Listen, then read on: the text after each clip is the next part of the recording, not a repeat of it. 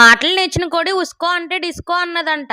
అలాగా మా పెద్దగారు కాసుల బేర్ కొనడానికి తీసుకెళ్తానన్నారండి. ఆ కాసుల బేర్ కలకల్లాడిపోయి నన్ను డామినేట్ చేస్తదేమో అని నేను కూడా మెరుపుల డ్రెస్ వేసుకుని మెల్లమెల్ల మెరిసిపోతున్నాను అనమాట. మలబారు, భీమా, జోసలుకాస్, వైభవ్ షాపులన్నీ వెళ్ళిపోయి బండా పట్టలేదేంటినా? ఇదేంటిది జ్యూస్ షాప్ దగ్గర ఆపారు. ఓహో, సెలక్షన్ కి ఎక్కువ టైం పడుతుంది కదా, ఎనర్జీ కోసం అనుకుంటా. మా పత్తికారు బంగారం. ఇన్ని షాపుల దగ్గర ఆపలేదంటే నా వీడియో వైరల్ చేసిన గుండంకుల్ షాప్ కి తీసుకెళ్తారేమో. మా పత్తికారు బంగారం. మళ్ళీ వాచిల దగ్గర ఆపారేంటినా?